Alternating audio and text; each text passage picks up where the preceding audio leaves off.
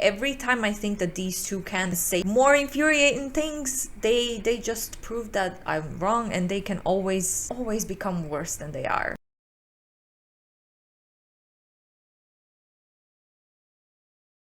Hey everyone, welcome to another MLM show. Today we're back for another top MLM fails. Before we get into it though, don't forget to click that like and subscribe button if you'd like to support me. Okay, so without further ado, let's start with the igenius lady and let's see what kind of financial life advice she has for us today. Question consistently, which is how do you deal with unsupportive friends? Whether this is in business or anything that you're trying to achieve in this life, there's two things that you have to remember. People in your life are either going to have to respect what you're doing or support what you're doing. If they can't do either of those things, they need to be cut. So whether they want to be here for the process and watch you flourish, or they simply don't even want to be around you, they don't support what you're doing, at the bare minimum, they need to respect what you're doing. You have to set that boundary. If they can't respect it and they can't support it, then they need to be cut.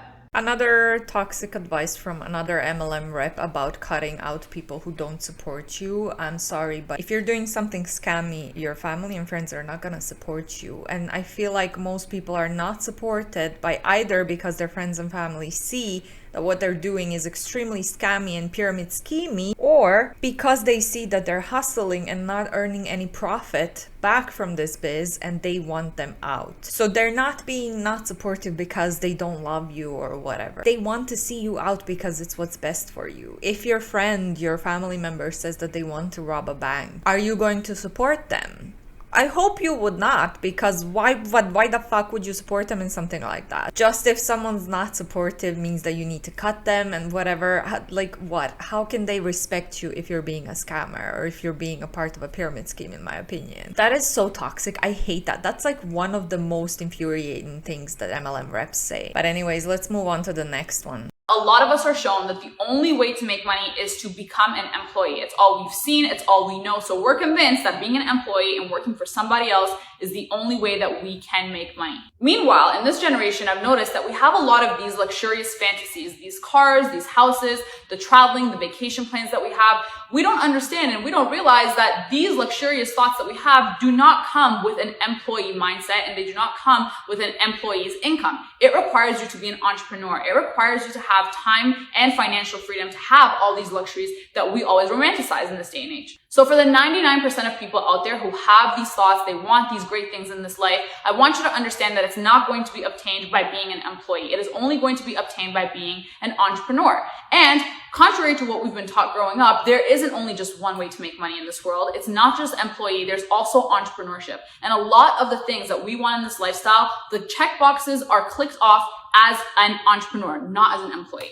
Okay, first of all, you joining an MLM does not make you an entrepreneur. That's the first thing. Second, have you ever heard about pay raises, government jobs, things like that, where you are an employee and you're earning a good chunk of money by just being an employee? Like if you're working on a government job, you can earn up to 100K a year just by being like a prison officer or something. That's at least how it is in Ireland. And this is of course over time. You start around 30 something K and then every year you're getting more money. That's 100K. I don't think that includes overtime as well. You're an employee. You're literally at the entry level as a prison officer, but you're earning a mad amount of money. People don't have to be entrepreneurs. People don't have to aim for the sky and be their own boss, which if you join an MLM, you're not your own boss and you're not an entrepreneur. In my opinion, you're just a scammer.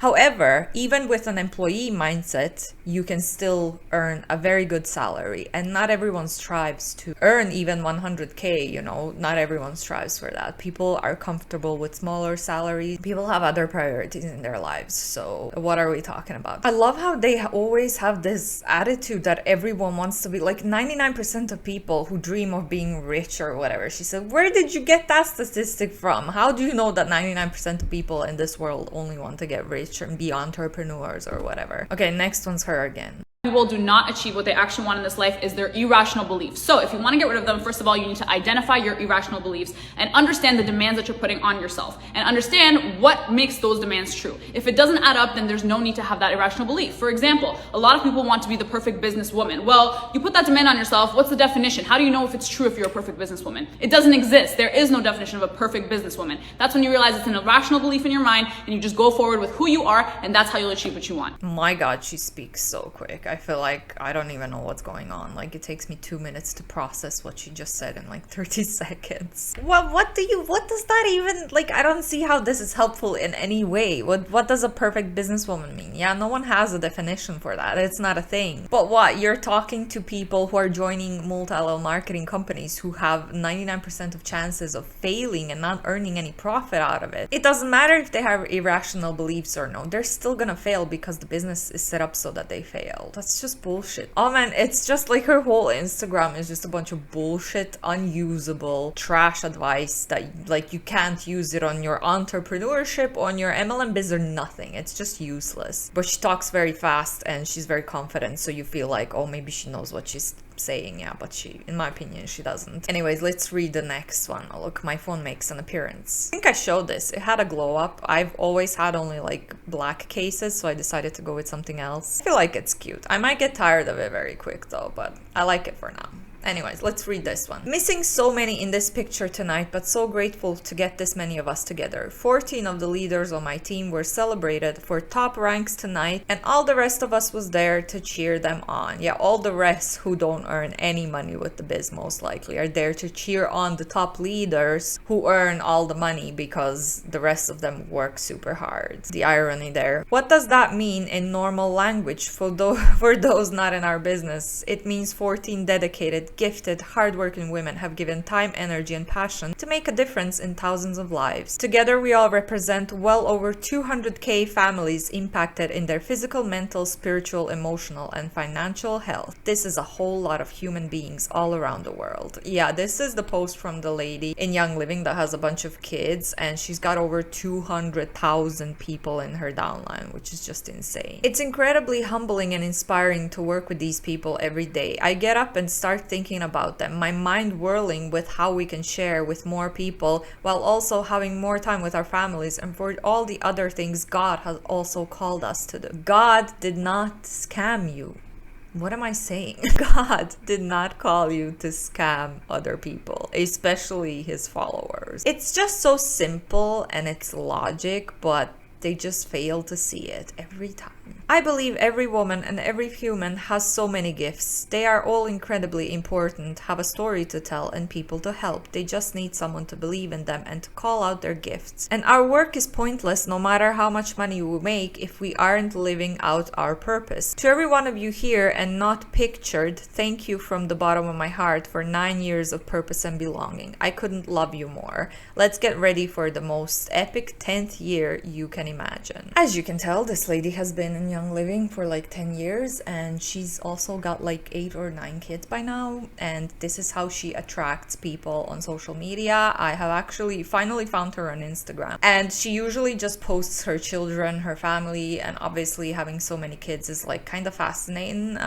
Whether it's in a good way or a bad way, I feel like most people are fascinated with people who have a bunch of kids. She birthed all of those kids, okay? At least most of them, because they look the same. My chair is squeaky, so just try to ignore that. So in my opinion, from what I've seen, she attracts people with her kids and with her big family, and then she responds to every single comment that people leave on her Instagram, on her photos, posts. So that's how I feel like she chats to people and she gets them lured into this business. But that's just my opinion. And these are some of the comments that I saw on her post. And this was a post with, I think it was a Christmas post with all of her kids sitting next to the tree. And she said, "For to us a child is born, to us a son is given, and the government will be on his shoulders. And he will be called Wonderful Counselor, Mighty God, Everlasting Father, Prince of Peace." Every one of those names a promise to us, choosing to lean into all that he offers us as we close down another year. Ask him to pour out blessings over you and yours. I find this so hard. Like, this kind of talk and writing is so hard for me to read. Merry Christmas. And then she wrote down the names of all of her children. And then this is the comment that I found. "I just found your Instagram. It's so beautiful to see there are people like you and your family. God bless you all. I was looking for some homeschooling things and came here. Don't remember how. Kisses from Brazil." That's what I'm saying. Like, you see this lady, this sweet, seemingly sweet lady lady with a bunch of kids and you're like, oh my god, this is so gorgeous. And sure, her kids are cute and all of that, but this lady is a scammer. And like, you would never think that, oh, she has a lot of kids, she must be the nicest person ever. It's like, not necessarily, because in my opinion, this lady is just a fucking scammer. And regardless, she has so many kids, she's probably a good mother to them. Obviously, I don't think she would have so many kids if she wasn't a good mom and she didn't know how to raise them properly, but that doesn't make her a good person. She's scamming, in my opinion, like about 200k people that are in her downline. So, but that's just my opinion. You let me know down below if you agree or not. Anyways, next one is no shame sales game. So let's see what kind of advice she has for us today. Time for an unpopular opinion from a popular network marketer who sits alone in her office. So popular. I cannot stand that hustle has been canceled. What chaps my ass even more is that it's been canceled largely by the people up here who are coaching and making money off coaching. And guess how they got up here? They fucking hustled. We would be hard pressed to find anyone who's at the top of their industry who didn't hustle at some point to get to the top. The people who are so vocally anti-hustle are the ones who hustled too hard and didn't figure out when to take a break, and they burnt out. Hustle isn't toxic. Hustling to the point of burnout is. Working hard is not toxic. So if you want to get ahead of the pack, or to the top of whatever, or to be one of the best, you have to work hard, you have to sacrifice, you have to do things that you don't feel like doing. Like working when you'd rather go to bed at 8 o'clock. Whatever. Hustling is okay. So like, go work hard.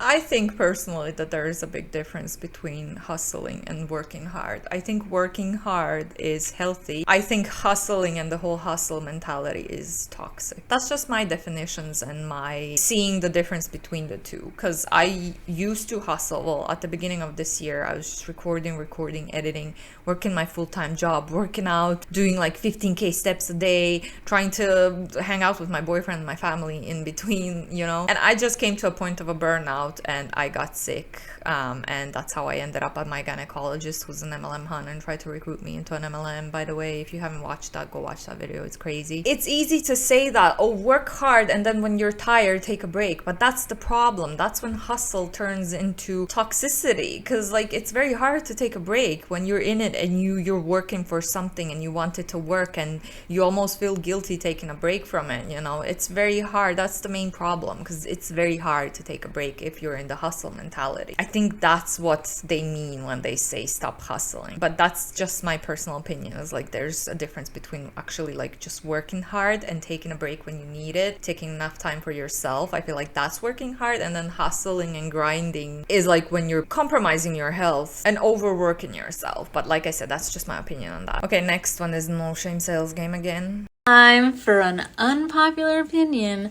from a popular network marketer. Ooh, still don't like it. We've got to talk about the industry fuckboy phrase of no means not right now.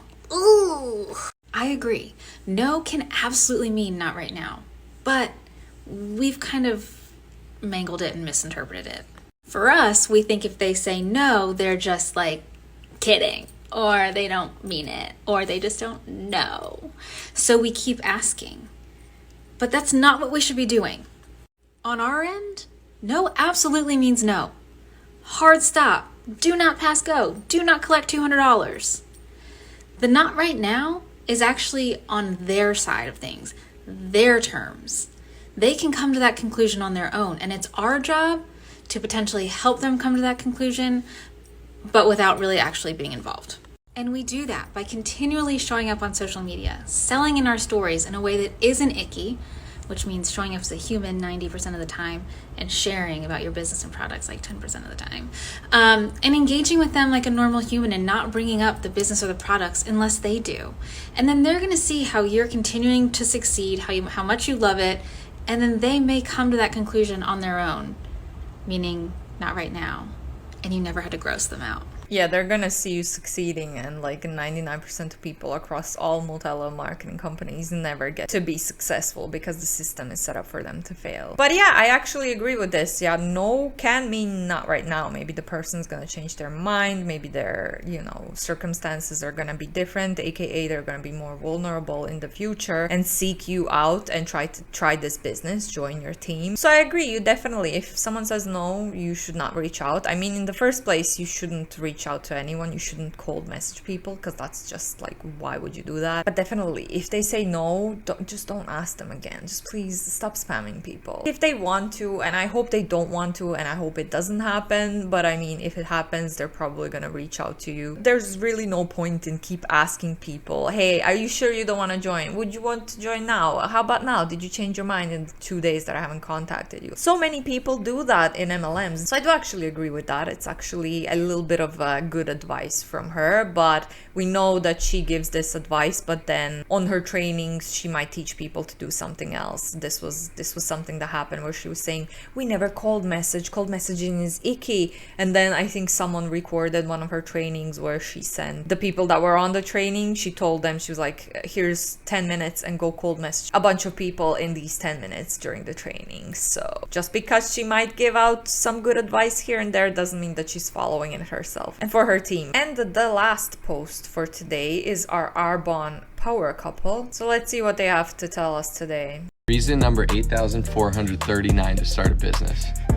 Babe, well, we own our own business, right? Mm-hmm. Okay, how much can we pay Cameron per year from our business? $12,000 per year. Per year. And that's a tax write-off. You don't pay taxes on that. And then what do we do with the $12,000? Invest it. And then you invest it for her future. So whether you're a W-2 employee, you can start a business today, especially if you are, and you can get all those tax benefits and investment benefits and set your children up for financial success. Do you have a big family, say 5 kids, that's $60,000 you can pay your kids, and it's a tax write-off to you. So if you haven't started a business yet, today's the day to do it. I can help you start one. Oh my sweet Jesus Christ. So if you join multi-level marketing companies, aka Arbonne, you're gonna be able to set on the side $12,000 or euro, dollars probably, for your kids' college fund or whatever. Like, their results are not typical. They're both at the top of Arbonne. Of course they have a shit ton of money because their downline is working hard, busting their asses so that they have all that money to put aside for their daughter. But how many people get that? And there's no income disclosure statement, there's no disclaimer, there's nothing. There's just a bunch of income claims and using your kids as a means to manipulate you into joining their biz, thinking that you're gonna be able to afford more for your kids when you're just going to end up spending so much money on stupidly expensive products, working the biz, wasting your time on trying to succeed instead of putting all that effort into something